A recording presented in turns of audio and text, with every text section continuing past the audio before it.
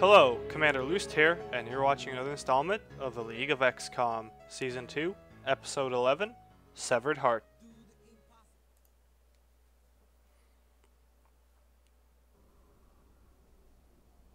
I start this mission off like all previous missions. I move a Battlestar and throw a battle scanner to check if the coast is clear.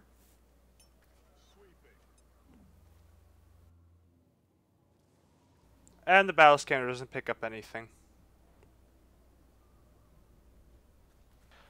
I have the rest of my team move up. I lead off the second turn by moving up Trundle, and because it's clear, I'll follow up with the rest of the team and set them on Overwatch. It's kind of strange that I haven't seen aliens yet.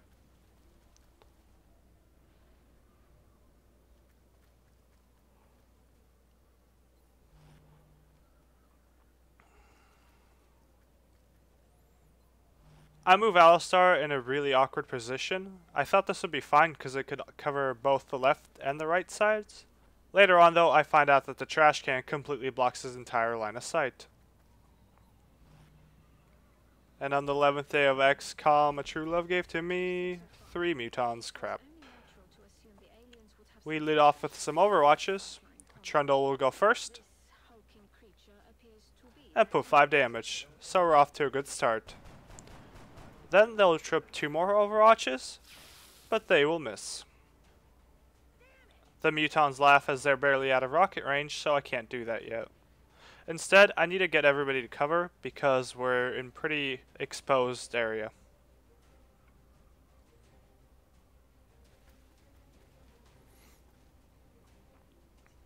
Somehow a trash can provides full cover, but being behind a car doesn't. Fun fact, if you're being shot by aliens, run for the nearest trash can. On their turn, the mutons move up. I get an Overwatch shot, and it will land for 3 damage. The muton is, however, very pissed off, and he's going to send Jace to the grave. And Jace had our medkit, so there's no chance of reviving him. That's 1 landed hit for the mutons. Another muton moves up and uses Battle Roar. And, as if 3 mutons wasn't enough, 3 floaters appear. At this stage of the game, 3 mutons are incredibly hard to deal with, and having 3 floaters makes it near impossible to deal with properly, especially with my current team makeup and my weapon loadout.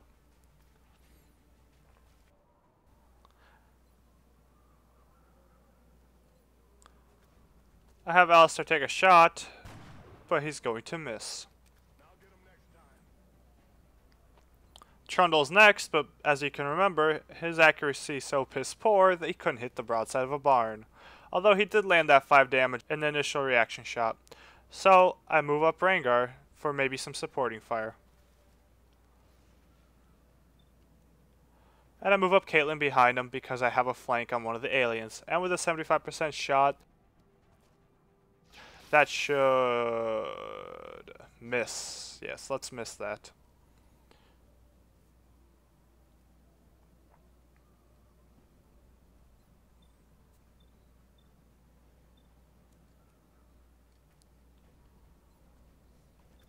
We're going to move Anivia back to the trash can, and Trundle will take her spot behind the full cover. He will trigger an Overwatch shot, but because he's an assault, he has lightning reflexes.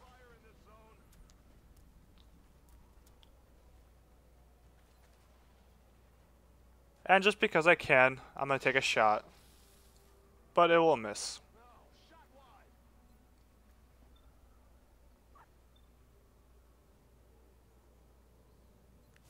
I hunker down Rengar just so he doesn't get shot at, because in the future turns his rocket will be very important.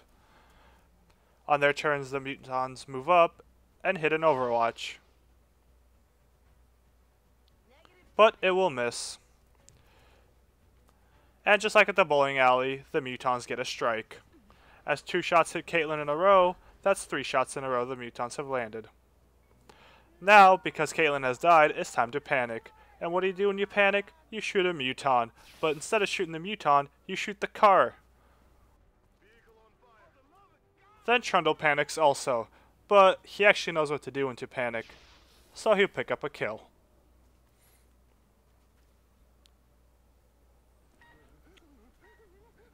At this point, I have a very hard decision to make. I have 3 floaters and 2 mutons in my sight with the Rangar.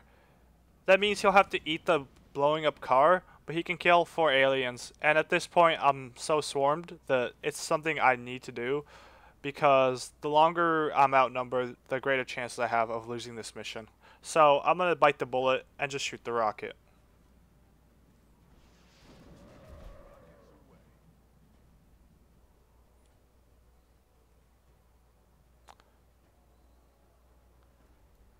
Alistar's telling me he's flanked, but apparently he can't see him through the world's thickest trash can.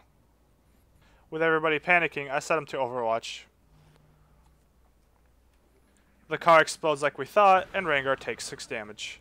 The Muton moves up, and somehow Alistar doesn't get an Overwatch shot. Instead, what Alistar will get will be the 4th shot in a row the Mutons have landed. But it won't crit, so Alistar will survive. Alistar will take a shot back at the mutant and take him out. I move up Trundle to find the last Muton, and he's on Overwatch, but Lightning Reflexes takes care of that.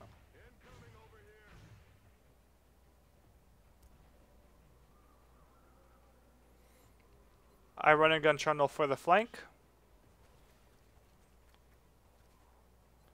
and I take a 57% shot.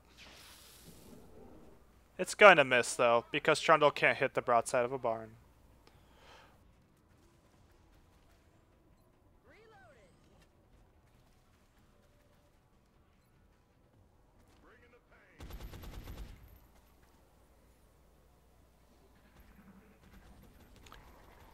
The Muton does nothing.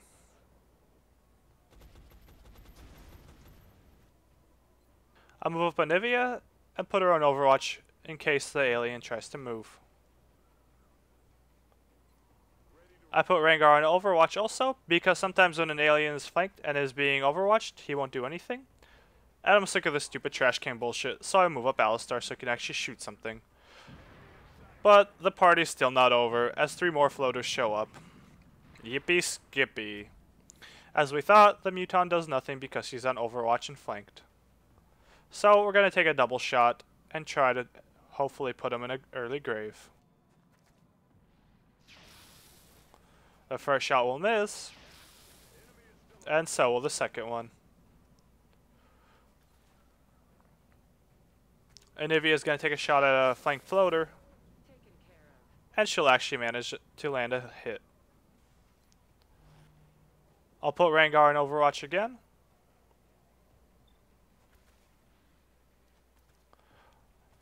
I have Alistar shoot the floater over the Muton because I can simply Overwatch flank the Muton again. And the final guests have arrived as 3 more floaters show up. So pretty much everything has walked into our range this mission. Everything that could go bad is pretty much going bad. Trundle tries to take another 2 shots at the Muton. The first one will hit for 7 damage. And then he'll probably miss again.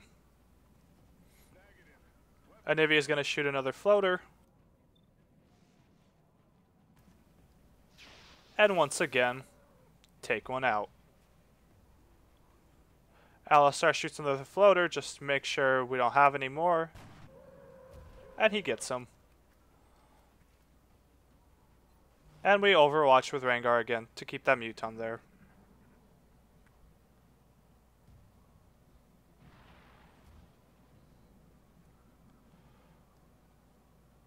A floater shoots Trundle, and it hits for the 5th shot in a row. Another one moves up,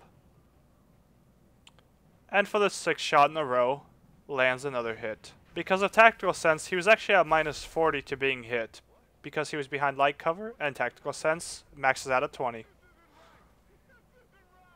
More panic spreads throughout my men, as Anivia takes a shot, misses.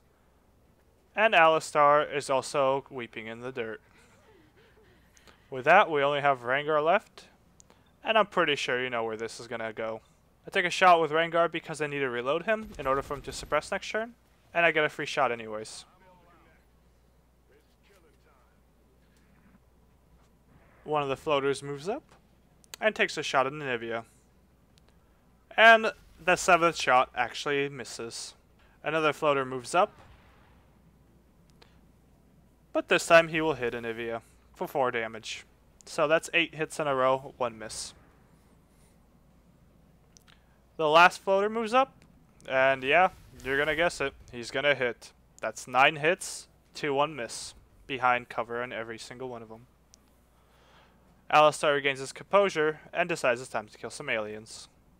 He takes a shot at a floater, but only deals 3 damage. Because the car is on fire, we move up Rengar and throw a grenade to finish off the remaining floater. The floaters move up and land another hit, unfortunately. So now they've landed 9 hits, missed 1 out of the 10 they've taken. Alistar then decides it's time for revenge and kills the floater, but he's only 1 man left. One of the floaters moves up and then runs away. This gives Alistar a chance to reload. The floater then decides it's a good idea to go back out again and take another shot.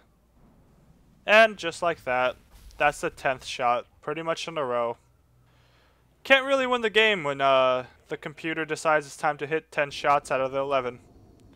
And that's pretty much it for this XCOM series. There's a lot of things I could have done better, but I find that the breaking point a lot of times is either early on in the game when you're lacking equipment, or about this time in the game when mutants show up and you just don't have carapace armor or skeleton armor, or just like colonel or 2 snipers. I find that if you have 2 squad size snipers when you get to this point, generally you're able to bypass the first muton wave. But a lot of times when I find that I fail at Ironman Impossible, it's when the first group of mutons appears, or if I just have a bad start and lose like 3 of my starting men in the first mission, which does happen from time to time. But it was a good run. We got to 11 missions. Unfortunately, there's no way I can really recover at this point, so I'm just going to take the time down until this season ends. We couldn't even really build the satellite in time, as we need 5 days just to dig the hole. I mean, I could sell like a workshop or something, but it's not really worth it with how bad I've been doing this run. Hopefully next season will be a lot better. It was pretty funny of the game to troll me with a 63% assault and a 61% heavy, and that just happens when you're running with hidden potential. Here you can see my final stats. And hopefully, I'll see you next time on the battlefield for Season 3.